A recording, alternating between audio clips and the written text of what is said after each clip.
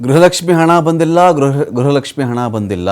ಅನೇಕರು ಕೇಳ್ತಾ ಇದ್ದಾರೆ ಒಂದು ವಿಚಾರವನ್ನು, ಯಾಕೆ ಲೇಟ್ ಆಯಿತು ಅಂತ ಹೇಳಿ. ಬೆಂಗಳೂರಲ್ಲಿ ಸಚಿವೆ ಲಕ್ಷ್ಮೀ ಹೆಬ್ಬಾಳ್ಕರ್ ಪ್ರತಿಕ್ರಿಯೆ ಕೊಟ್ಟಿದ್ದಾರೆ. ಏಪ್ರಿಲ್ ತಿಂಗಳ ಗೃಹಲಕ್ಷ್ಮಿ ಹಣ ಕ್ಲಿಯರ್ ಆಗಿದೆ, ಮೇ ಜೂನ್ ತಿಂಗಳ ಹಣ ಇನ್ನೂ ಬಾಕಿ ಉಳ್ಕೊಂಡಿದೆ.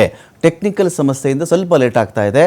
ಸದ್ಯ ಗೃಹಲಕ್ಷ್ಮಿ ಯೋಜನೆಯ ಪರಿಷ್ಕರಣೆ ಯಾವುದೇ ಕಾರಣಕ್ಕೂ ಮಾಡಲ್ಲ. ಯಾರಿಗಾದರೂ ಕೊಡಬೇಕಾ ಕೊಡಬಾರ್ದಾ ಈ ಪರಿಷ್ಕರಣೆ ನಾವು ಮಾಡ್ತಾ ಇಲ್ಲ ಅಂತ ಹೇಳಿ ಲಕ್ಷ್ಮೀ ಹೆಬ್ಬಾಳ್ಕರ್ ಹೇಳಿದ್ದಾರೆ. ಟೆಕ್ನಿಕಲಿ ಅಂತ ಅಲ್ಲ, ಏಪ್ರಿಲ್ ಇದೆಲ್ಲ ಕ್ಲಿಯರ್ ಮಾಡಿದೀವಿ ನಾವೀಗ.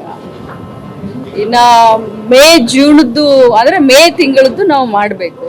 ನಮಗೆ ಪ್ರತಿ ತಿಂಗಳು ಫೈನಾನ್ಸ್ ಡಿಪಾರ್ಟ್ಮೆಂಟ್ನಿಂದ ಮುಂಚೆ ಒಂದೆರಡು ತಿಂಗಳು ಹೆಚ್ಚು ಕಡಿಮೆ ಆಯಿತು, ಇಲ್ಲ ಅಂತ ಇಲ್ಲ. ಬಟ್ ಈಗ ರೆಗ್ಯುಲರ್ ಆಗಿ ಫೈನಾನ್ಸ್ ಡಿಪಾರ್ಟ್ಮೆಂಟ್ನಿಂದ ನಮ್ಮ ಇಲಾಖೆಗೆ ಹಣ ಬಿಡುಗಡೆ ಆಗ್ತಾ ಇದೆ. ತಮಗೂ ಎಲ್ಲರಿಗೂ ಗೊತ್ತಿದೆ. ಈಗ ತಾಲೂಕ್ ಪಂಚಾಯತ್, ಜಿಲ್ಲಾ ಪಂಚಾಯತಿ ಸ್ವಲ್ಪ ಸುತ್ತಾಡ್ಕೊಂಡು ಬರಬೇಕಾಗಿದೆ, ತಮಗೆಲ್ಲ ಗೊತ್ತು.